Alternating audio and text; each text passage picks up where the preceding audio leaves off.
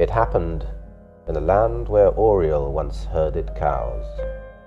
She had gathered all the flies, there were few of them then, packed them in a sack, and was swinging from a flexible birch branch and whistling as the cows snoozed peacefully in the warm sunshine.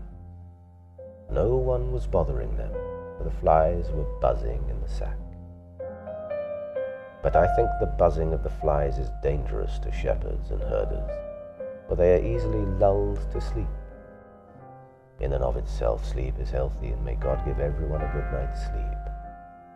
But it would have been better for Oriole if she had hung the sack further away from her ears. Then she could have whistled all the merrier sitting on the birch branch. Her voice is said to have once sounded as joyful as those of angels. But how angels sound now, perhaps only heaven knows.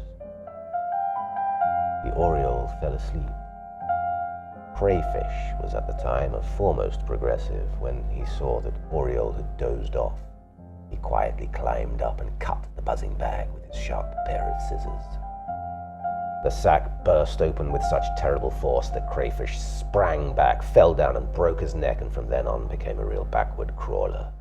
The flies, however, scattered all over the land, and Oriole is still crying and chasing the lost herd. In the land where Oriole herded cows, there once lived a wise man. Where did he get his wisdom?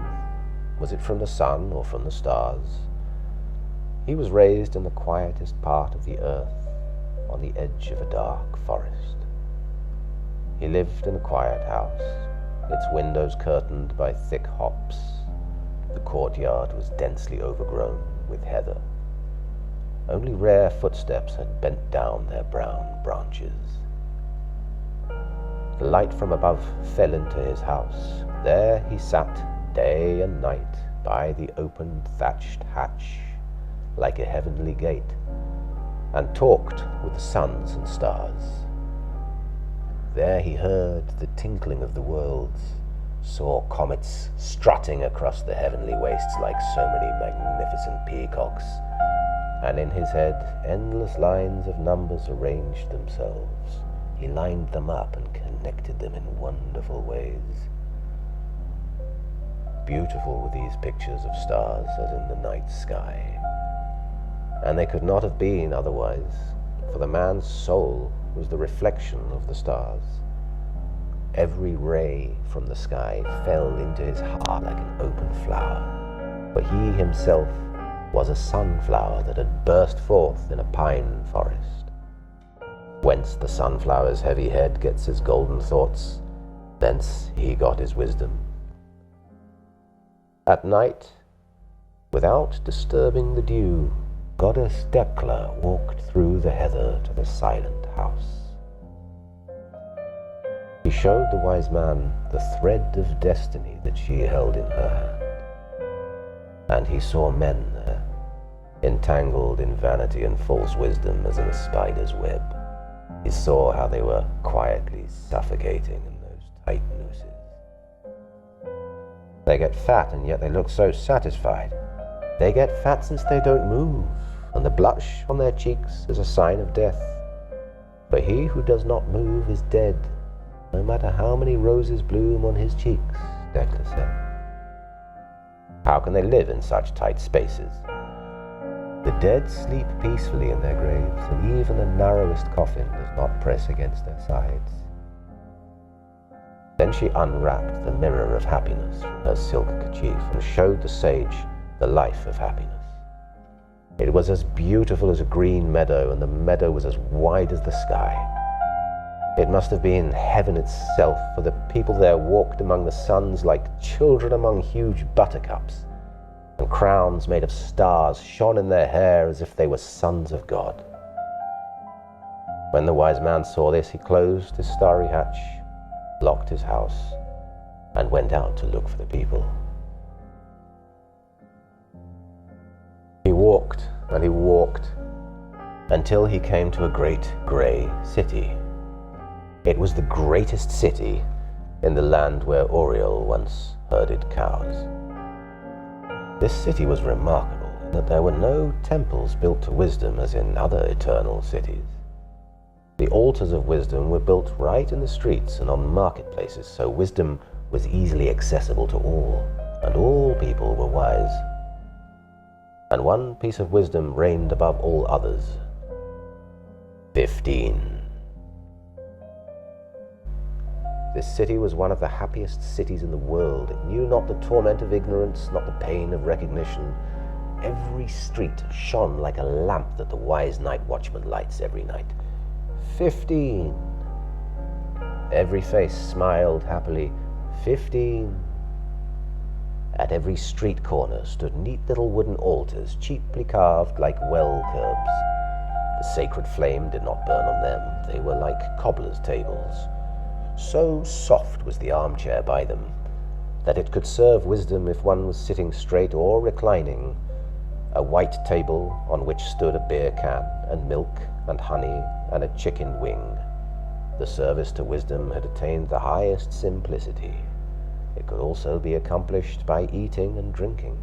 And there sat in a chair a chubby little man, his face shining like the sun for the joy of wisdom, and the top of his head gleaming like the moon for the smile of wisdom. His forehead knew no wrinkle. Night had never peered into his eyes. In one hand he held an elder stick, in the other a tiny axe. Around him stood people, men and women, young people and children. Young or old, they all had a smile of wisdom on their lips. As they passed by, each one was eager to go up to the sage and watch him take a sip of sweet beer, wipe his lips, and bowing his head, strike the stick with the axe and recite, "Cut, cut. What do I cut? I cut 15.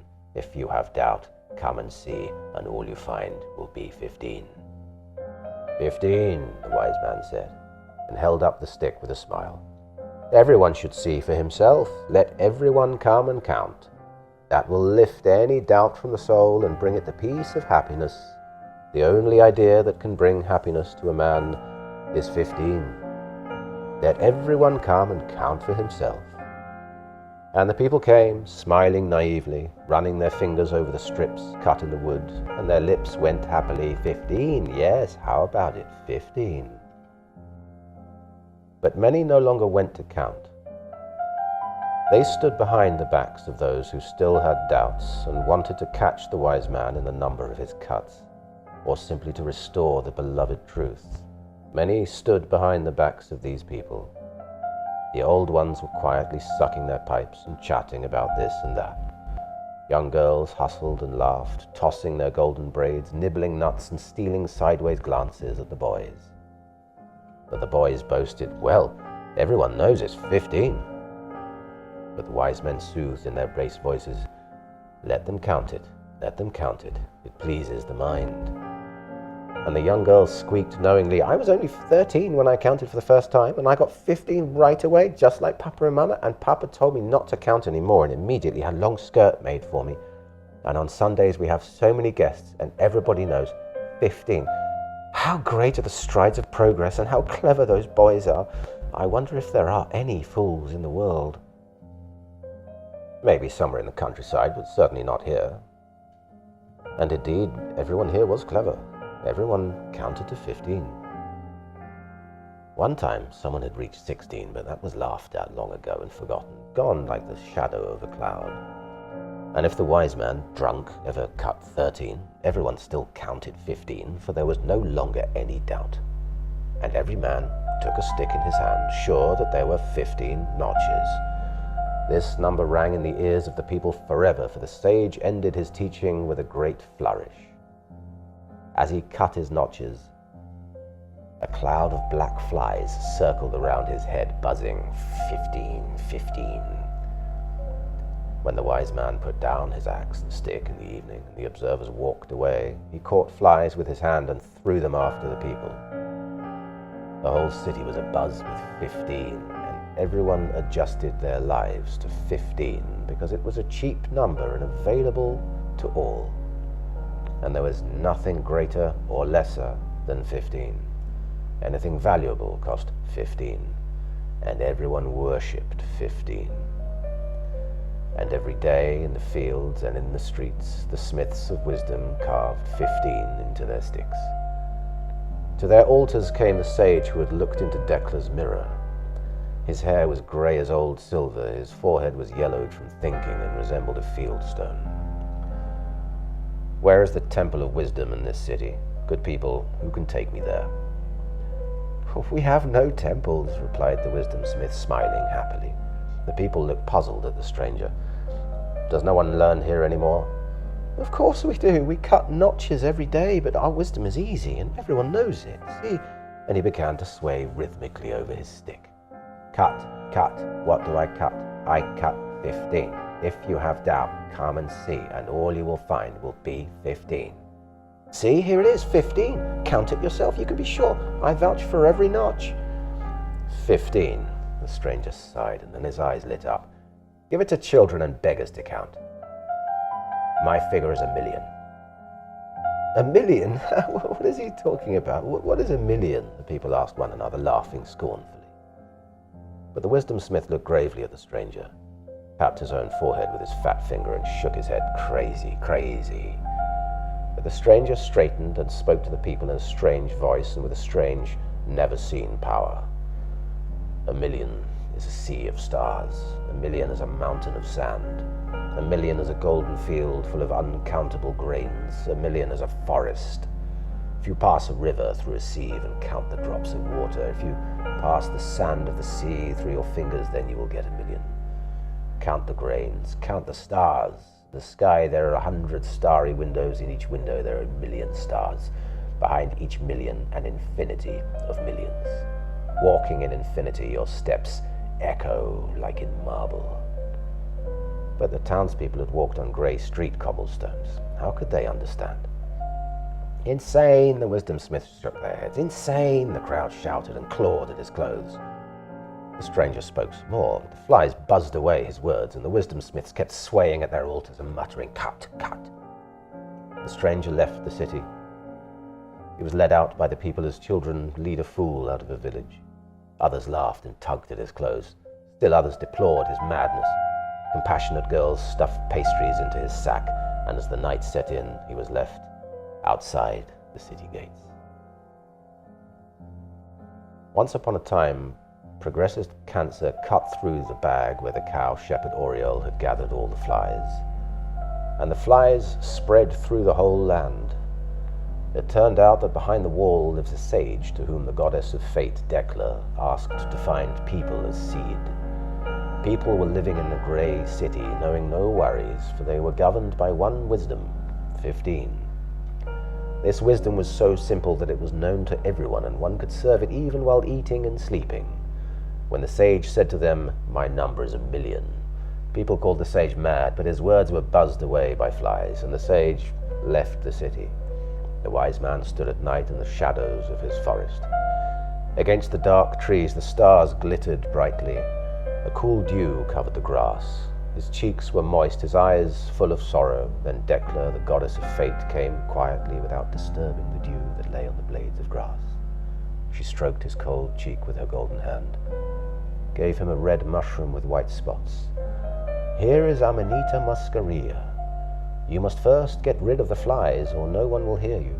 People are not evil, it's just that the flies have so buzzed up their ears that they can't hear anything anymore. That will be the best medicine.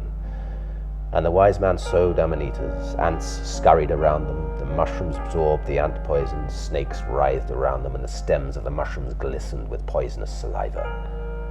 One night, the sage will put them on the streets. Then the flies will begin to die off, and the whole city will stink. All heads will stink, and disgusted people will brush the flies out of their hair. Silence will finally settle over the city, and people will listen and think. And then the little smiths of wisdom with their tiny axes will begin to seem ridiculous to them. Their altars will be toppled, their cobbler tables, and a temple to wisdom will be built on the most beautiful mountain. Young and old, men and women, and boys and girls will stand day and night at the tower hatches, counting the suns and the stars. Perhaps one day they will count to 1,000,000, and their footsteps will echo out through eternity, as if in white marble.